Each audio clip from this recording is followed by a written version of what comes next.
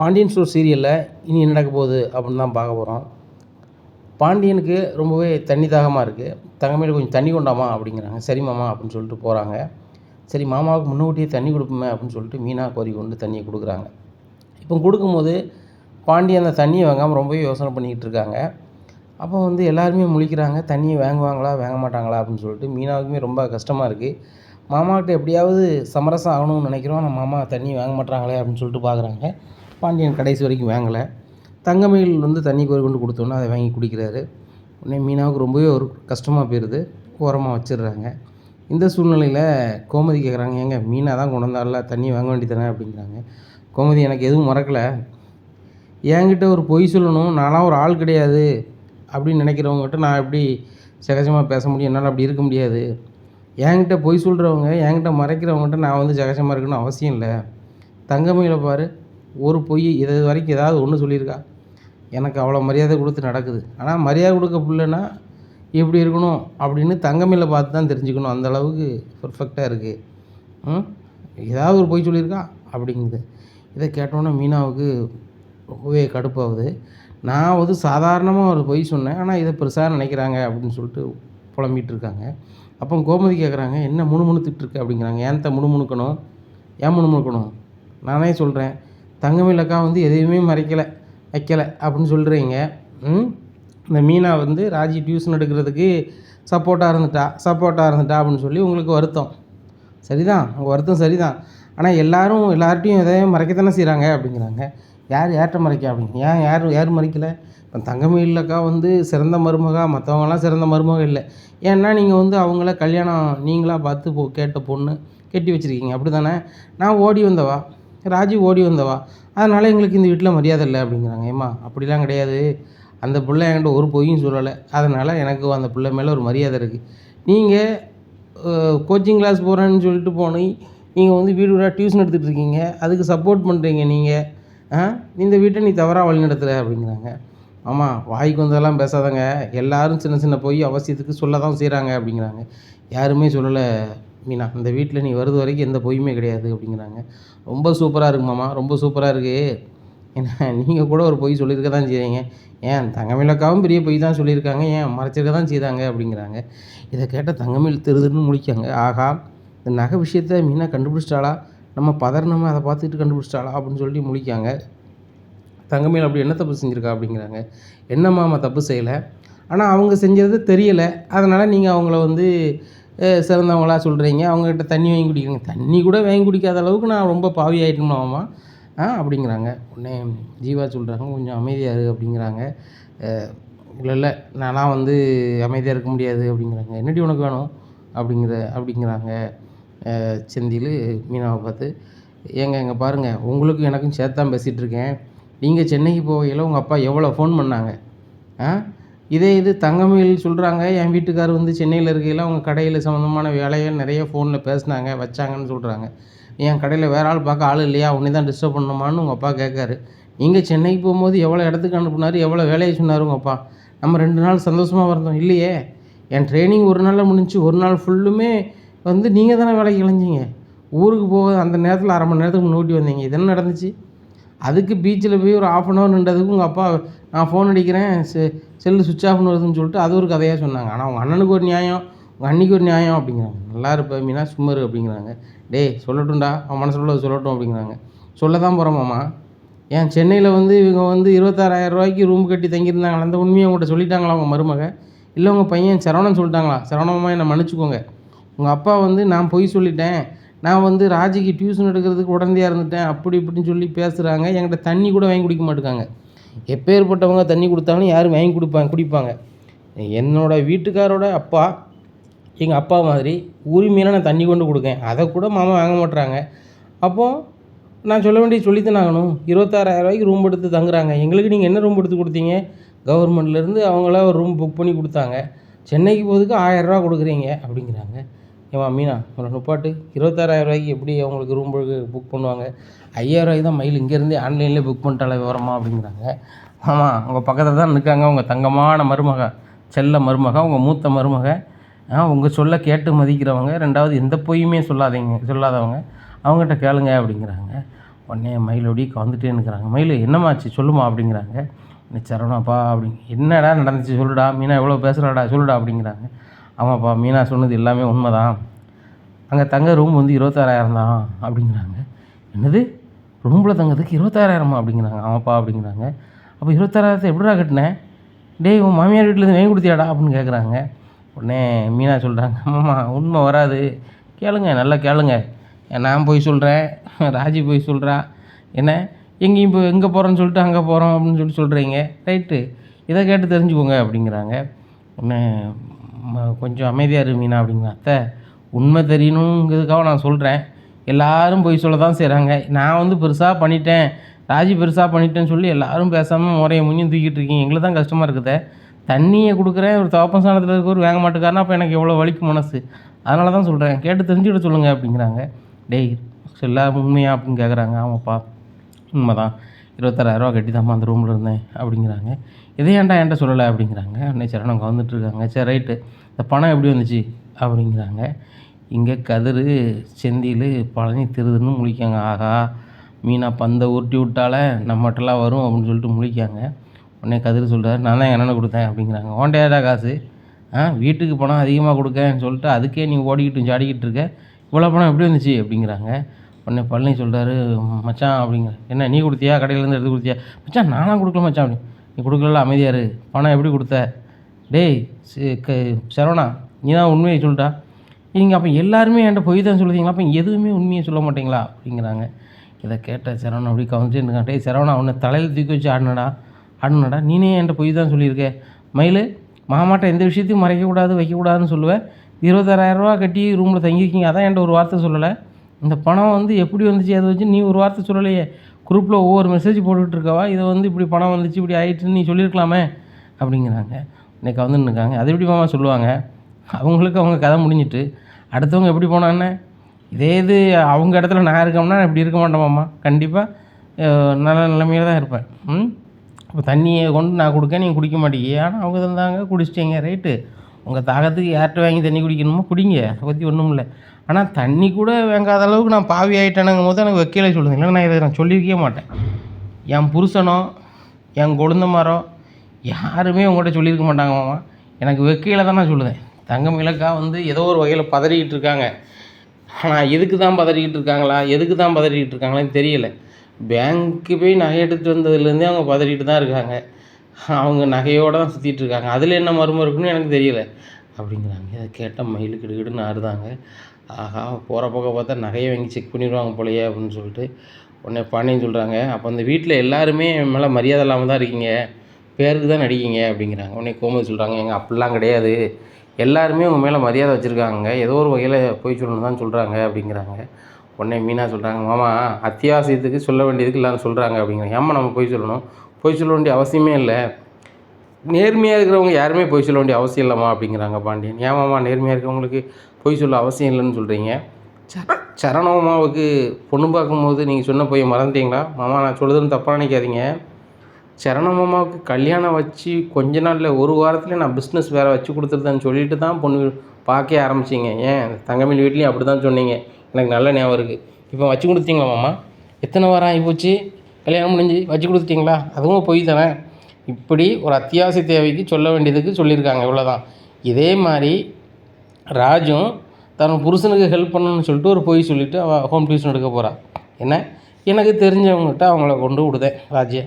அவளுக்கு எனக்கு தெரிஞ்ச உண்மையை நான் அவங்களோட இடத்துல மறைக்கேன். ஏன், ஒரு நன்மை நடக்கணும்னு சொல்லி. இதே மாதிரி தான் உங்கள் பையனுக்கு ஒரு நன்மை நடக்கணும், கல்யாண காரியம் நடக்கணும்னு சொல்லி நீங்கள் ஒரு பொய் சொல்கிறீங்க.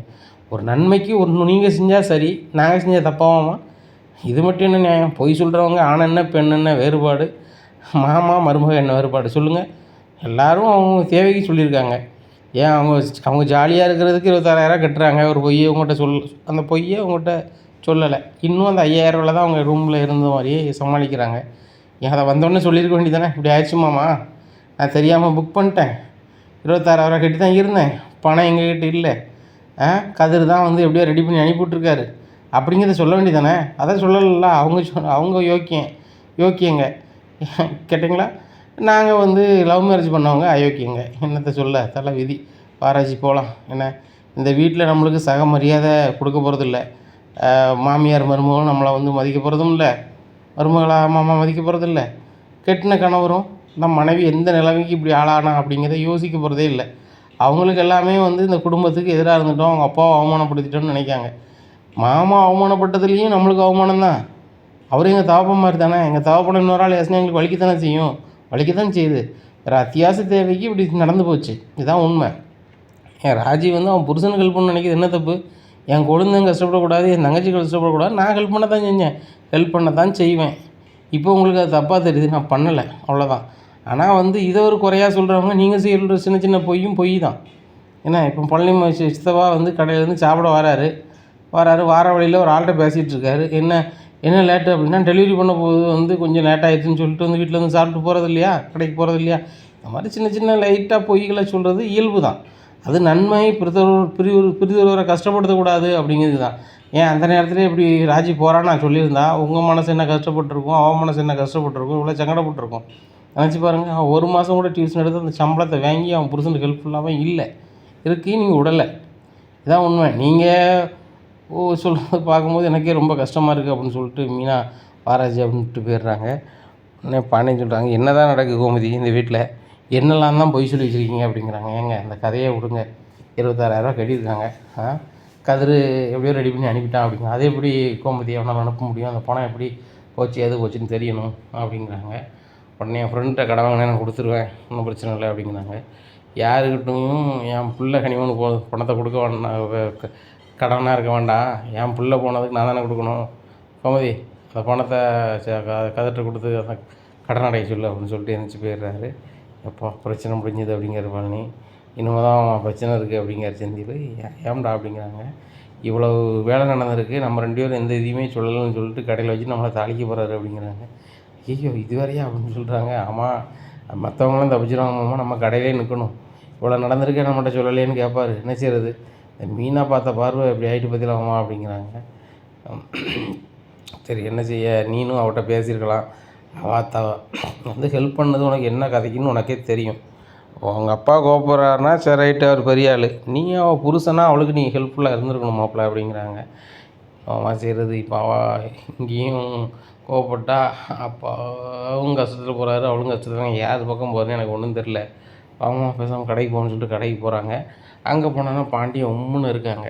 இதை பார்த்தோன்னே குமரேசன் கேட்குறாங்க, என்ன பாண்டியா என்னாச்சு அப்படிங்கிறாங்க. ஒன்றும் இல்லை அப்படிங்கிறாங்க. இல்லை நேற்று வீட்டில் ஏதோ பிரச்சனைனா இப்போவும் கடையில் வந்து ஒரு மாதிரி இருக்க அப்படிங்கிறாங்க. சரி வேலையை பாருங்கள் அப்படிங்க. வேலையை பார்க்குறாங்க. அன்றைக்கி பொழுது அப்படியே போயிடுது. மறுநாள் காலையில் விடியுது. விடிஞ்ச உடனே செந்திலையும் பழனியும் சொல்கிறாங்க, இந்த மாதிரி நம்ம கடைக்கு நீங்கள் வர வேண்டாம், வேலைக்கு நான் ஆள் வைக்க போகிறேன் அப்படிங்கிறாங்க. இன்னும் செந்தில் ரொம்ப ஷாக்காகி நிற்கிறாங்க. இன்னும் என்னப்பா அப்படிங்கிறாங்க. இல்லை சொந்த கடையில் நீ சம்பளம் இல்லாமல் வேலை பார்க்குற அப்படிங்கிற மாதிரி உன் வீட்டம்மா பேசினா அதுவும் சரிதானே, ஏன்னா உன் படிப்புக்கு ஏற்றாலும் ஏதாவது வேலையை தேடு, சரவண மாதிரி வேலையை பாரு. பழனி நீனும் இவ்வளோ நாளாக எனக்கு உழைச்சி தந்துருக்க, அதனால் உனக்கு தனியாக தொழில் பண்ணி தரலான்னு இருக்கேன், அதனால் நீ வந்து ஒரு கடை வச்சு தர, அதை வச்சு நடத்து, இனிமேல் என்கிட்ட வேலைக்குன்னு கூலிக்குன்னு வர வேண்டாம். ஏன்னா யார் கையிலையும் காசு இல்லாத போது தானே என்கிட்ட போய் சொல்ல வேண்டியது வருது. மீனா சொன்ன மாதிரி அவங்க கையில் காசு இருக்கட்டும், சரவணம் உழைக்கிறத சரவணம் வச்சுக்கிடட்டும், நீ உழைக்கிறத நீ வச்சுக்க. ஏன்னா வீட்டில் பொதுவில் சாப்பிட்றத மளிகை கடையிலேருந்து நான் கொடுத்துட்றேன், ஒன்றும் பிரச்சனை இல்லை. யார்ட்டையும் பொய் சொல்ல வேண்டாம், முடிஞ்சளவு உண்மை சொல்ல முயற்சி பண்ணுங்கள். நம்ம பொய் சொல்கிறதுனால பிரிதொருவர்கிட்ட நம்ம தான் அசிங்கப்படுத்துவோம், நம்ம குடும்பம் தான் அசிங்கப்படுது. ஏன்னா என் பிள்ளைகள் பூரா எல்லாமே வந்து என்கிட்ட உண்மையை தான் சொல்லுவோம், எதையும் மறைக்காது அப்படின்னு நினச்சிக்கிட்டு இருந்தேன். ஆனால் இனிமேலும் அப்படி இருப்பாங்கன்னு நான் நம்ப முடியாதுல்ல அப்படி இப்படின்னுட்டு இருக்காங்க. அங்கே குமார் வீட்டில் அவங்க பெரியம்மாட்ட சொல்கிறாங்க, இந்த வடுவுக்கிட்ட முத்துவேலு, இந்த மாதிரி நான் அவங்ககிட்ட எவ்வளோ உண்மையை சொல்லியிருக்கேன், நீ என்கிட்ட எவ்வளோ உண்மையை சொல்லியிருக்க, கல்யாணம் முடிஞ்சு எவ்வளோ நாள்லேருந்து நான் அவன்கிட்ட ஏதாவது மறைச்சிருக்கேனா அப்படின்னு முத்துவேல் கேட்குறாங்க. ஏங்க நீங்கள் மறைச்சதில்லை, என் மேலேயும் என் பிள்ளை மேலேயும் ரொம்ப பாசமாக இருந்தீங்க, என் பிள்ளை அவனுக்கு பிடிச்சவனை வேண்டியவனை கட்டிக்கிட்டான். என்ன அவள் சொல்லியிருந்தாலும் ஏற்று வீட்டுக்காரன் நீங்கள் கட்டி வச்சுருக்க போகிறதில்ல. சரி அவள் வாழ்க்கை சரியாக அமையணும்னு சொல்லிட்டு அவள் போயிட்டான்னு வச்சுக்கோங்களேன், நான் என் நகையை வந்து அவட்ட கொடுக்கேன், சரி அவள் வச்சுட்டு போகிறா அப்படியே இருந்துட்டு போட்டும் அப்படின்னு சொல்லி எனக்காவது ஏசிட்டு விடுவீங்களா? அந்த நகையை வாங்கி கொண்டு வைக்கிங்க, அதை போடலைன்னு வருத்தமும் படுறீங்க, அந்த நகையில் நான் ஒரு நாளும் போட மாட்டேன் அப்படிங்கிறாங்க. இங்கே பாரு, இப்போ நீ போடு, போடாமல் போ, குமாருக்கு பொண்ணு வீட்டுக்காரங்க வரையில் நீ போட்டு தான் ஆகணும் அப்படிங்கிறாங்க. உடனே நான்லாம் போட மாட்டேன், தொடைய மாட்டேன் அப்படிங்கிறாங்க. அப்போ ஒன்று செய்தேன், இந்த நகையை கொண்டு குப்பையில் போட்டுதேன் அப்படிங்கிறாங்க. ஏங்க இந்த நகையை கொண்டு குப்பையில் போடுவீங்க, ஆனால் ராஜி உங்கள் பிள்ளைகிட்ட வந்து இருக்கக்கூடாது அப்படிங்கிறாங்க. அவளெல்லாம் என் பிள்ளைன்னு சொல்லாத அப்படிங்கிறாங்க. அப்போ எப்படி சொல்லணுங்க, அவங்க பிள்ளை தானே அப்படிங்கிறாங்க. அவள் என் பிள்ளையே கிடையாது, ஒரு நாளும் ஏற்றுக்க போகிறது கிடையாது அப்படிங்கிறாங்க. உங்களை மாதிரி நான் இருக்க முடியாதுங்க அப்படிங்கிறாங்க. அப்போ நீ அவட்டே பெற வேண்டியதானே அப்படிங்கிறாங்க. உங்களுக்கு சம்மதம்னா சொல்லுங்கள், நான் அவளை பார்த்துட்டு அவள் கூட இருந்துடுறேன். எனக்கு ஒரு வாய் கஞ்சி தர மாட்டாளே என் மகளும் என் மருமகனும் தரமாட்டாங்களா அப்படிங்கிறாங்க. அவனு சிரிக்கிறாரு முத்துவேல். மருமகனுக்கே குடிக்க கஞ்சி இல்லாமல் தான் தெரு தெருவா சைக்கிளில் உணவு டெலிவரி பண்ணிட்டு அலையுதான். என் அப்பா அவனுக்கு சோறு விட மாட்டேங்கான், உடச்சிட்டு வந்தால் தான் காசுங்க, படிக்க வைக்க மாட்டேங்கான். இந்த நிலைமையில் இருக்கும்போது உனக்கும் மருமகன் சோறு போடுவார், உன் மகனை போடுவாளாம். என்னத்தை சொல்ல தலைவிதி அப்படின்னு சொல்லிட்டு எந்திரிச்சு போயிடுறாங்க. என்னண்ணா நீ என்ன சொல்கிறாங்க அப்படிங்கிறாங்க. அவளுக்கு வர வர ரொம்ப திமிரு ஆகி போச்சுடா, மரியாதையும் இல்லை ஒன்றும் இல்லை, அந்த நகையே போட மாட்டாங்கிறா. நாளைக்கு குமாருக்கு பொண்ணு வீட்டுக்காரங்க வரையில் இவன் வெறுங்கலத்தோட நிற்பா அப்படிங்கிறா, அதான் கடுப்பாகுது அப்படிங்கிறாங்க. அண்ணே இந்த நகை தானே போட மாட்டாங்க, பேசாமல் இந்த நகையெல்லாம் விற்றுடுனேன், விற்றுட்டு புது நகையை வாங்கி கொடு, இந்த நகையை தானே போட மாட்டாங்க புது நகையை போட சொல்லு அப்படிங்கிறாங்க. டேய் அதை வாங்கி கொடுத்தாலும் போட மாட்டாடா அப்படிங்கிறாங்க. அண்ணன் நீ அன்றைக்கி ரொம்பவே செல்லம் கொடுத்துட்டேன், இப்படி இருக்கக்கூடாதுண்ணே. என் பொண்டாட்டிலாம் வந்து திமிருத்தனம் பேசுதா, ஆனால் பூசையை கொடுத்தோம்னா மூச்சே வராது, அந்தளவுக்கு வச்சுக்கணும்னே. நம்ம வீட்டில் பொம்பளைகளுக்கு எல்லாருக்குமே வந்து ஒரு வகை திமிராகி போச்சு. ஏன்னா அம்மா ரொம்ப ஹெல்ப்ஃபுல்லாக இருக்காங்க, அதனால் வந்து இவங்களுக்கு நம்ம மேலே சுத்தமாக பயம் இல்லைண்ணே. அதனால் நம்ம கொடுக்க வேண்டியதை கொடுத்தோம்னா கரெக்டாக இருப்பாங்க அப்படிங்கிறாங்க. உடனே மாறி வராங்க. ஆமாங்க, காலம் எந்தளவுக்கு போயிட்டுருக்கு, நீங்கள் பழைய காலத்து மாதிரி பேசிகிட்டு இருக்கீங்க. யாரும் யாருக்கும் பயந்து இல்லை, அன்புக்கு தான் இருக்காங்க. ஏன்னா இதே மாதிரி குமார் பொண்டாட்டி வந்தவரும் பேசுங்க, அவன் 4 நாள் இருக்க மாட்டான், 5ஆவது நாள் வீட்டில் போய் இருப்பா, பார்த்துக்கோங்க அப்படிங்கிறாங்க. ஏய் என் மருமகளாம் வந்து என் குடும்ப லட்சணம் தெரிஞ்சு தான் வருவா அப்படிங்கிறாங்க. அதான் வர மாதிரியே தெரியலையே, நீங்களும் எத்தனை பொண்ணை பார்க்குறீங்க, யாராவது ஒருத்தன் உங்கள் மகனுக்கு பொண்ணை கட்டி கொடுக்கணும்னு சொல்லி வரைஞ்சி கட்டிட்டு வராங்களா? வரமாட்டாங்க. ஏன்னா நீங்கள் நடந்துக்கிற லட்சணம் அப்படி. ஊரில் உங்களை கேட்டால் சொல்லுவாங்க இந்த குடும்பத்தை பற்றி, பணம் இருக்குது ஆனால் குணம் இல்லைன்னு சொல்லுவாங்க. ஏன் ஏற்று வீட்டில் அவ்வளோ பேருக்கும் கல்யாணம் ஆகி நல்ல மாதிரி இருக்காங்க, அவங்ககிட்ட பணம் பெரிய அளவில் இல்லை நம்ம அளவுக்கு, ஆனாலும் அவங்களுக்குன்னு ஒரு மரியாதை இருக்குது, அவங்களுக்குன்னு ஒரு பொண்ணு கொடுக்குறவங்க யாருனாலும் கொடுக்காங்க, நம்மளுக்கு தராங்களா அப்படிங்கிறாங்க. ஏய் அவன் ரோட்டில் போகிறான், தெருவில் போகிறான், ஒன்றும் இல்லாதவன் தரட்டிக்கிட்ட கல்யாணம் முடிச்சு கூப்பிட்டு வருவாங்க வீட்டுக்கு, நம்ம அப்படி இல்லை, நம்ம பெரிய பணக்காரங்க அப்படிங்கிறாங்க. ஆமாம் ஆமாம், பணத்தை பொத்தா வீட்டில் வச்சு தான் போட்டணும் அப்படிங்கிறாங்க. மாதிரி சக்திவேல்கிட்ட இப்படி பேசிகிட்டு இருக்கும்போது சக்திவேலுக்கு ஒரு ஃபோன் வருது. மேனேஜர் பேசுகிறாரு. சார் மில்லில் கொஞ்சம் ஃபயர் ஆகிட்டு சார், உடனே வாங்க அப்படிங்கிறாங்க. என்னையா சொல்கிற, உடனே வரேன் அப்படின்னு சொல்கிறானே. மில்லில் ஏதோ ஃபயர் ஆகிடுச்சான், ஃபயர் ஆகிட்டாமல் வானே அப்படிங்கிறாங்க. அந்த ஆளை கிளம்பி போகிறாங்க. மில்லில் ஏகப்பட்ட தீ எரியுது, அதில் ஏகப்பட்ட ரூபா நட்டம், பஞ்சு ஃபுல்லும் எரிஞ்சு போயிடுது. இதனால் ரொம்பவே மன வருத்தமாக இருக்காங்க முத்துவேல்.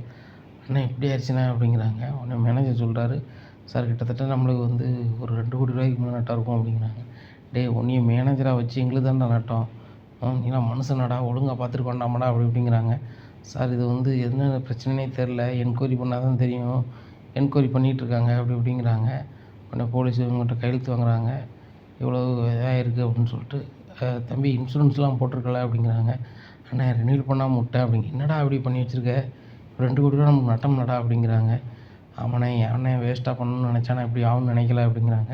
டேய் அந்த பணம் போனால் போயிட்டு போட்டும், இன்றைக்கி இவ்வளோ இது போயிடுச்சு அப்படி இப்படிங்கிறாங்க.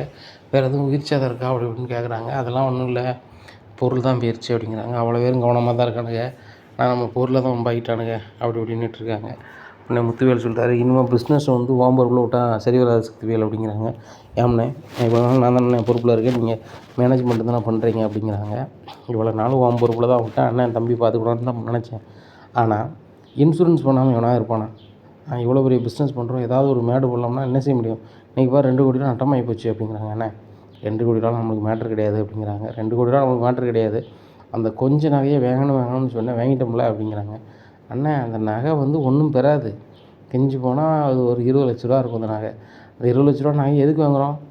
வீம்புக்கு தான் வாங்குறோம்னே. நம்ம நகை அவன்கிட்ட இருக்கக்கூடாது சரியா, நம்ம 20 லட்ச ரூபா வச்சு அவன் பிழைக்கக்கூடாது, அதுக்கு தான் வாங்கினது. இது 2 கோடி ரூபா போனால் போயிட்டு போட்டோம், இதில் என்ன இருக்குது நம்மளுக்கு அப்படிங்கிறாங்க.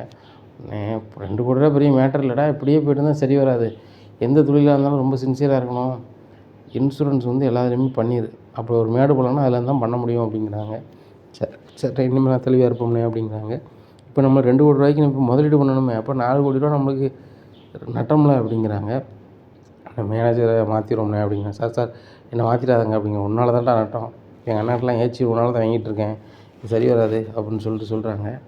அப்போ சார் நல்லா இருப்பீங்க சார் அப்படி இப்படிங்கிறாங்க. உடனே முத்துவேல் சொல்கிறான், அவன் என்ன செய்வான், நம்மளும் கொஞ்சம் அடிக்கடி வந்து பார்க்கணும், நம்ம பர்சனல் வேலையாக வீட்டு வரியில் அப்படி இருந்துட்டோம், அதனால தான் அப்படி ஆகிப்போச்சு, இனிமேலாம் வந்து சரி வராது, மில்லு இன்னும் 1 மாதத்துக்கு நடக்காது, அப்போ 1 மாதத்துக்கு வேலை பார்க்குற லேபருக்கெலாம் சம்பளம் கொடுக்கணும், வைக்கணும், இல்லைன்னா அவன் வேலை ஆள்கிட்ட வேலைக்கு போயிடுவான், இவ்வளோ விஷயம் இருக்குது அப்படிங்கிறான். அப்படின்னா சம்பளம் போடணும் எவ்வளோ வரும் அப்படி இப்படிங்கிறாங்க. அது மட்டுமே மாதம் 15 லட்ச ரூபா வரும் அப்படிங்கிறாங்க. 15 லட்ச ரூபா வருமா அப்படின்னு சொல்லிட்டு முடிக்காங்க. பார்த்தியாடா நம்மளுக்கு எவ்வளோ ஒரு நட்டம்னு, இதெல்லாம் வந்து ரொம்ப பொறுப்பாக இருக்கணும், இல்லை சரி வராது, இது நீ இன்சூரன்ஸ் போட்டுருந்தோன்னு வச்சுக்கோ, அதில் எடுத்து அப்படி நம்ம என்ன கொடுத்துக்கலாம் வச்சுக்கலாம், ஒரு பிரச்சனை இல்லாமல் இருக்கும், அதனால் ரொம்ப தெளிவாக இருக்கணும்டா அப்படிங்கிறாங்க.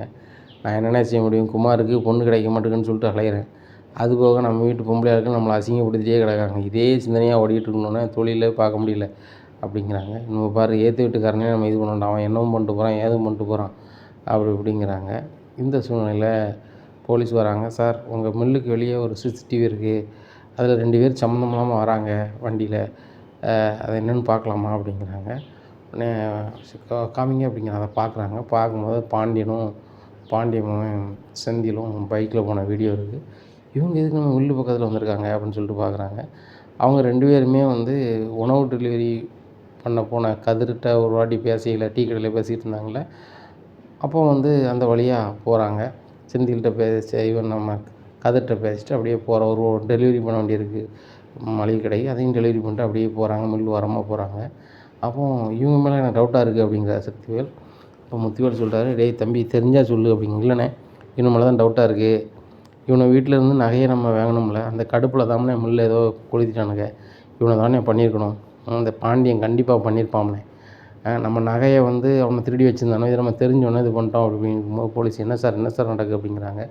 சாருங்க பாருங்கள், எங்கள் அண்ணி நகையை திருடி வச்சுருந்தாங்க, இது எங்களுக்கு தெரிஞ்சு நகையை கொண்டு ஒப்படைக்கணும், அவன் திருடன் ஒப்படைச்சிட்டான், ஆனால் அதை பிடிக்காமல் நாங்கள் நகையை வாங்கிட்டு கடுப்பில் வந்து மில்லை தீ வச்சிட்டான்னு நினைக்கிறேன், அவன் மேலே கம்ப்ளைண்ட் கொடுங்க, நீங்கள் நடவடிக்கை எடுங்க அப்படிங்கிறாங்க. சரி ரைட்டு அப்படிங்கிறாங்க. இந்த சூழ்நிலையில் வந்து கம்ப்ளைண்ட் கொடுக்குறாங்க. கொடுத்தோடனே பாண்டியனை தேடி போலீஸ் வீட்டுக்கு போகிறாங்க. போனோடனே என்ன விஷயம் அப்படிங்கிறாங்க. என்ன விஷயமா, நீங்கள் தானே மில்லை தீ வச்சது அப்படிங்கன்னா, வச்சலாம் அப்படிங்கிறேன். ஆமாம், ஏற்று வீட்டுக்காரங்க சக்திவேல் தான் உங்கள் மேலே கம்ப்ளைண்ட் பண்ணியிருக்காங்க அப்படிங்கிறாங்க. சார் எங்களுக்கு அவங்களுக்கு ஆகாது, தேவையில்லாமல் கம்ப்ளைண்ட் கொடுக்காங்க அப்படிங்கிறாங்க. உடனே கதிர் வந்துடுறாரு. வந்தோடனே என்ன எப்படி எங்கள் அப்பா நீங்கள் வந்து தீ கொளுத்துவீங்க வச்சுன்னு சொல்லுவீங்க, நீங்கள் பார்த்தீங்களா அப்படிங்கிறாங்க. பாருங்கள் அந்த வழியாக போனால் சிசிடிவி இருக்குது அப்படிங்கிறாங்க.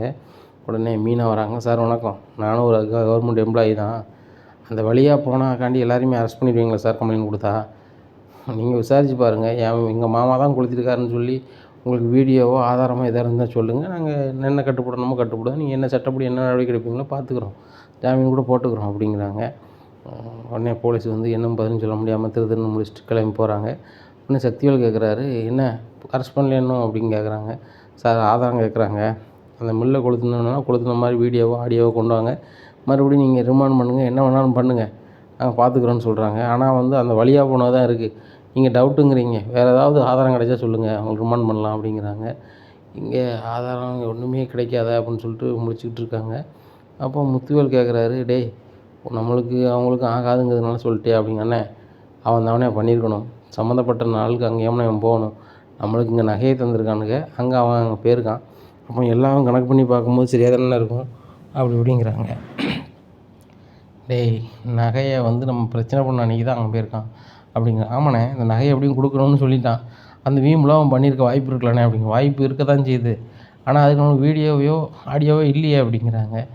ஆமாண்ணே இதை தேடி பார்க்கணும்ண்ணே அப்படிங்கிறாங்க. மேனேஜரை கூப்பிட்றாங்க. மேனேஜரை கூப்பிட்டு இந்த மாதிரி அந்த பாண்டியன் தான் வந்து முல்லை கொளுத்துனா நான் நினைக்கிறோம், அதுக்கு ஆதாரம் எது இருந்தால் அந்த சிசிடிவி கேமரா கொண்டு வா அப்படிங்கிறாங்க. சார் நம்ம ஆதாரம் பூராமே அழிஞ்சு போச்சு, பென்ட்ரைவ்லேருந்து எல்லாமே இழிஞ்சு போச்சு, அதனால் இருந்தாலும் அந்த ஆதாரம் கிடைக்காது அப்படிங்கிறாங்க. நீங்களாம் மனுஷனாடா, அதானே அவனை வேலையை விட்டு நிப்பாட்டிடுன்னு சொல்கிறேன் அப்படிங்கிறாங்க. டேய் ஒருத்தனை வச்சுட்டு பொசுக்கு நிப்பாட்டக்கூடாது, இப்போ அவனுக்கு ஓரளவு தொழிலை பற்றி தெரிஞ்சிருக்கும், தெரியாதவனை கொண்டு வச்சுக்கிட்டு தொழில் பண்ணது சங்கடம், தம்பி போங்க 1 மாதம் சம்பளம் வீட்டுக்கு வந்துடும், என் தம்பி சொல்லுறதெல்லாம் பெருசாக நினைக்காதங்க, என்ன அடுத்த மாதம் மில்லை ஓப்பன் பண்ணிடுவோம், அதுக்கப்புறம் நீங்கள் வழக்கமான வேலையை பார்க்கலாம் அப்படிங்கிறாங்க. இந்த சூழ்நிலையில் சக்திவேலுக்கு ரொம்ப கடுப்பாக இருக்குது, கத்துறாரு. உடனே முத்துவேல் சொல்கிறாரு, நம்ம 2 பேருமே திருப்பூர் வரைக்கும் போயிட்டு வருவோம் அப்படின்ட்டு கிளம்புறாங்க. உடனே இங்கே ராஜியோட சித்தி சொல்கிறாங்க, பார்த்தீங்களாக்கா சாதாரண நகையை வேணும் வேணும்னாங்க, இப்போ கோடிக்கணக்கில் நட்டம் போட்டு வந்து நிற்காங்க அப்படிங்கிறாங்க. மாதிரி எல்லாம் வேணும் மாதிரி இவங்க வந்து அடுத்தவங்கள பற்றியே தான் சிந்திச்சிட்டு இருப்பாங்க. இப்போ இந்த முறையாக இவங்க இப்போ தான் நட்டப்படுத்தாங்க, நட்டப்படும் போது தெரியும். இப்போ அந்த முதலீடுக்கு என்ன செய்வாங்க, நம்ம செஞ்சுட்டு போட்டோம் அப்படிங்கிறாங்க. ஏன்னா அங்கே போய் இதே மாதிரி முள்ள வச்சுருக்கவர்கிட்ட போய் பணம் கேட்காங்க. அவங்க இப்போது நீங்கள் எவ்வளோ பெரிய ஆளுக்கு நீங்கள் எங்கிட்ட வந்து பணம் கேட்குங்க அப்படிங்கிறாங்க. இல்லை ரொட்டேஷன் ஆக மாட்டேங்குது, அதுதான் கேட்க வந்திருக்கோம். அது போக பஞ்சு கிஞ்செல்லாம் வாங்கணும். உங்களுக்கு வந்து யாருனே கொண்டாடுறாங்களா, அவங்களுக்கு தர சொல்லுங்கள், நான் பணத்தை 1 மாதத்தில் உங்களுக்கு செட்டில் பண்ணுதேன் அப்படிங்கிற முத்து. சரி என்னாச்சு, நீங்கள் பெரிய ஆள் உங்களுக்கு தரேன் அப்படின்னு சொல்லிட்டு கொடுத்துட்றாங்க. இப்படியா இருக்குது இந்த சூழ்நிலையில். மில்லுக்கு புதுசாக ஆள் எடுக்கணும்னே, பழைய ஆளுகளை பூரா நீக்கணும் அப்படிங்கிறாரு. ஏன்டா அப்படிங்கிறாங்க. இல்லைண்ணே, அவனை ஒழுங்காக வேலை பார்த்துனா இந்த ஃபயராக இருக்காது வச்சுருக்காது அப்படிங்கிறாங்க. விசாரணையில் எலக்ட்ரிக்கால் தான் இப்படி ஆகிட்டுங்க, அப்புறம் அவங்க நினச்சிவாங்க அப்படிங்கிறாங்க. இல்லைண்ணே, நம்மகிட்ட சொல்லியிருக்கணும்ல அப்படிங்கிறாங்க. பாரு, புதுசாக ஆள் எடுத்து தொழில் போட்டால் நம்ம ஜெயிக்கிறது கஷ்டம், போட்ட பணத்தை எடுத்தாகணும். கடன் வாங்கி தான் இதை செஞ்சுருக்கோம், இதையும் திருப்பி கொடுத்தாகணும், நிறைய வேலை இருக்குது. நீ இதில் புதுசு ஆள் எடுக்கணும் வைக்கணும்னு சொல்லிட்டு அது ஒரு வேலையை பார்த்துட்டு இருக்க முடியாது, எதனாலும் பிறகு பார்த்துப்போம் அப்படிங்கிறாங்க. இங்கே கதிர் சரியான கடுப்பாக உட்காந்துருக்காரு. அண்ணே, ஏற்று வீட்டுக்காரன் இதே மாதிரி தான் பண்ணிகிட்டே இருப்பானுங்க, அவனை சும்மி விடக்கூடாதுண்ணே. இன்றைக்கி அவனை இப்போ வீட்டில் இல்லை, என்னைக்கு வரானோ வந்தோடனே வெளுத்தரணும்ண்ணே அப்படிங்கிறாங்க. ஆமாடா, வெளுத்து தான் தான் முடியும் அப்படி இப்படின்னு பேசிகிட்டு இருக்காங்க. அவன் பழனி வராங்கடே, என்னடா செய்யப்படுறீங்க அப்படிங்கிறாங்க. உங்கள் அண்ணன் மாரை வெளுக்கிற வெளுப்பில் இன்னுமே நம்ம வீட்டுக்கு அதிலே வைக்கக்கூடாது, அவனும் மில்லு தீ எரிஞ்சு போனால் எங்கள் அப்பா மேலே கம்ப்ளைண்ட் எப்படி கொடுப்பானுவ, எங்கள் செந்திலன் மேலே எப்படி கொடுப்பானுவ அப்படிங்கிறாரு கதிர். டேய், அவனை எதை செஞ்சாலும் இப்படி தாண்டா பண்ணிகிட்டு இருப்பானுங்க, அதுக்காக நீங்கள் பதிலுக்கு சண்டை போட்டுட்ருப்பீங்களா அப்படிங்கிறாங்க. ஆமாம்மா, அதுக்காண்டி விட்டுக்கிட்டு இருக்க முடியுமா அப்படிங்கிறான். டேய், அவனும் படிக்காத முட்டா போயிடுவான், ஆனால் நீங்கள் அப்படி இல்லை, எல்லோரும் படிச்சிருக்கீங்க, நாளைக்கு ஒரு கவர்மெண்ட் வேலைக்கு போகணும், அதுக்கு வேணும் இதுக்கு வேணும்னு இருக்கீங்க. சரி தானே, ஒரு சின்ன கேஸ் ஆகிட்டுனா ஒரு வேலைக்கும் போக முடியாது, அதனால் புரிஞ்சுக்கிடுங்க. அறிவை தான் தீட்டணும், என்ன அறிவை தீட்டி படித்து பெரிய ஆளாக வருங்க, அதான் நல்லது அப்படி இப்படின்ட்டு இருக்கும்போது பாண்டியன் வராது. இந்த மாதிரி நீங்கள் யோசனை பண்ணி எனக்கு தெரியும், கோவப்படுறதுக்கு 5 நிமிஷம் ஆகாது. அவன் முள் எரிஞ்சு போச்சு, கோடிக்கணக்கான ரூபா நட்டம், நம்மளுக்கும் அவனுக்கும் பிரச்சனை. அவன் வீட்டு நகை இங்கே இருக்குது, அதே பாதையை நம்ம அங்கே போயிருக்கோம். அப்போ அங்கே போயிருக்கும் போது இவன் பண்ணியிருப்பானோ அப்படின்னு சாதாரணமாக நினைக்கக்கூடியது தான். ஆனால் அதுக்காக ஏற்று வீட்டுக்காரனால யோக்கியம் அப்படி இப்படின்னு சொல்ல வரலை, அயோக்கிய பேரோ தான், மாற்றிக்கிறது இல்லை, எண்ணம் தான். ஆனாலும் நம்ம இதில் புத்திசாலித்தனமாக தான் செயல்படணும். அவங்க என்ன பண்ணாலும் நம்ம டஃப்பு தான் கொடுக்கணுமோ தவிர்த்து இது பண்ணக்கூடாது. இப்போ அவங்க அந்த மில்லை ரன் பண்ணதுக்கு கோடிக்கணக்கான பணம் வேணும், அதுக்கு ஓடிக்கிட்டும் சாடிக்கிட்டும் அலையுதாங்க. எவ்வளோ பெரிய கோடீஸ்வரனாக இருந்தாலும் டவார்னு பணம் பெறலாது, ஏன்னா அதுதான் நிலைமை. இப்போ நீங்கள் வந்து உங்களுக்கு இருக்க வீம்பு ஒன்று தான், என்ன, நீங்கள் அரசு ஊழியராகி பெரிய அதிகாரியாகி இந்த பாண்டிய மக்கள் மாதிரி பெரிய ஆளுக, அவன் பக்கத்தில் நம்ம போகவே முடியாது அப்படிங்கிற அளவு நிரூபிக்கிற அளவுக்கு போகணும். பழனி சொன்ன மாதிரி தான், ஏதாவது ஒரு பிரச்சனைக்கு போனால் ஒரு கேஸை போட்டு உள்ளே அடைச்சிட்டான், இல்லை ஒரு கேஸில் சேர்த்துட்டோம்னா வேலைக்கே போக முடியாது. கேஸ் இருக்குதுன்னு தெரிஞ்சால் ஒருத்தனும் வேலைக்கு எடுக்க மாட்டான். அதனால் நீங்கள் படித்து ஏதாவது ஒரு வேலைக்கு போக பாருங்கள், என்ன, அதை மனசில் வச்சுக்கிட்டு தான். சரி, மீனா கவர்மெண்ட் ஊழியர் ஆகிட்டான், செந்தில் வந்து கடையில் மளிகை கடையிலே கிடந்தோன்னா வாழ்க்கை முடிஞ்சிடும். என் மாமனாரே இடையில பார்த்தேன், அதனால தான் கடைக்கு வர வேண்டாம் அப்படின்னு சொன்னேன். செந்தில் என் மருமகன்னு சொல்லிட்டு ஒருத்தன் வந்துட்டு போகிறான், அவன் பெரிய அரசூலை ஆயிடுவான், அப்படி ஆயிடுவான் சீனை போட்டு போகிறான் என் வீட்டில் வந்து. ஆனால் உன் கடையில் அவன் வந்து உணவு இது மளிகை பொருட்களை வந்து டெலிவரி பண்ணிட்டு தான், அவனால் ஒரு காலமாக ஆக முடியுமான்னு நிகழ்ச்சியாக பேசிட்டு போகிறாரு. அதனால் செந்திலுங்க பாரு, எப்படியாவது படித்து அரசு ஊழியராயிரு. கதிர், நான் அதுவும் கதிர்கிட்டையும் நான் சொல்கிறது தான், எப்படியாவது ஒரு அரசு ஊழியர் ஆயிரு. என்ன, சரவணன் வேலைக்கு போகிறேன், அந்த வேலை எப்பவும் செட் ஆகுமா இல்லைன்னு எனக்கு தெரியல, தனியாக பிஸ்னஸ் பண்ணுறியா, அப்பா பணம் தரேன், இல்லையா நானும் அரசு ஊழியர் ஆக போகிறேன்னு சொன்னால் 3 பேரும் ஒரு கோச்சிங் சென்டருக்கு போங்க, படிங்க, பாஸ் ஆகுங்க, இந்த அப்பனை பெருமைப்படுத்துங்க. அதை விட்டுட்டு ஏற்று வீட்டுக்காரன் வீம்பு பண்ணதாலும் நீங்களும் வீம்பு பண்ணி அவனுங்களை பிடிச்சி அடித்து அவனை வீம்புக்கு சும்மா நினச்சிப்பான், நேராக போய் ஸ்டேஷனில் போய் கம்ப்ளைண்ட் பண்ணுவான். எதை நடக்கும், அவன் இல்லை எவன் கொளுத்துனானா இல்லை என்ன நடந்துச்சுன்னு தெரியாது. விசாரித்து பார்க்கையில் ஈபி இது பிரச்சனையில் மின்கசி வேலை தான் ஆயிட்டுன்னு சொல்லுதாங்க. ஆனால் அவன் பகைமையில் நம்மளை செய்தான். இப்படி அவங்க வந்து சிந்திக்காமல் பண்ணுதாங்க. அது காரணம் கல்வியின்மை தான். அந்த கல்வியின்மை இல்லாதவங்க பண்ணுறாங்க. நம்மகிட்ட கல்வி இருக்குன்னா அந்த கல்வியை பயன்படுத்தணும். என்ன, இப்போ அஜய் வந்து டியூஷன் எடுக்கக்கூடாது வைக்கக்கூடாதுன்னு சொல்லுதோம்னா, அவள் டியூஷன் எடுத்து யாருக்கும் சொல்லிக் கொடுக்கக்கூடாது, கல்வி இன்னொரு ஆள்கிட்ட போதிக்காத தப்பு அப்படிங்கிறதுக்காக இல்லை. ஏற்று வீட்டுக்காரங்க இந்த மாதிரிலாம் அசிங்கப்படுத்துவாங்க, மேலும் மேலும் இந்த பிள்ளையை கஷ்டப்படுத்துன மாதிரி இருக்கும், இந்த குடும்பத்தை கஷ்டப்படுத்துன மாதிரி இருக்கும் அப்படிங்கிறதுக்காக தான் நான் வேண்டாம் வேண்டாம்னு சொல்கிறது, வேறு ஒன்றும் கிடையாது. அதனால் படித்த படிப்பை வீணாக்காதாங்க. ஏன்னா நல்ல ஒரு வேலைக்கு போங்க, இப்போ நான்லாம் ஒரு அரசு ஊழியர் ஆசை தான் எனக்கு. ஆனால் ஆக முடியலை ஒரு காலத்தில். ஏன்னு கேட்டால் என்கிட்ட படிப்பும் இல்லை, ஹெல்ப் பண்ண ஆளும் இல்லை. இப்போ உங்களுக்கு படிப்பு இருக்குது, ஹெல்ப் பண்ணதுக்கு நான் இருக்கேன். நான் என்னத்தனாலும் ஏசுவேன், பேசுவேன். என் பிள்ளைகளுங்கிறத உரிமையில ஏசுதான் பேசுவேன். என் மருமக்குமாரையோ உங்களையோ பேச உரிமை இருக்குது அப்படிங்கிறத தான் நான் பேசுகிறேன். ஆனால் அந்த மருமக்குமாரோ மக்கமாருக்கோ என் மேலே உரிமை இல்லைன்னு நினைக்கும்போது ரொம்ப கஷ்டமாக தான் இருக்குது. எப்படியாவது ஒரு படித்து ஒரு வேலைக்கு போயிருங்க, அவனை முன்னாடி வாழ்ந்து காட்டுங்க அப்படிங்கிறாங்க. உடனே சரிப்பா அப்படிங்கிறாரு கதிர். இதை பார்த்தோன்னே பாண்டியனுக்கு எனக்கு நம்பிக்கை வந்துட்டு 3 பேருமே அரசு ஊழியர் ஆயிடுவீங்க அப்படின்னு சொல்லிட்டு மொட்டை மாடி விட்டு கீழே இறங்கி போகிறாங்க.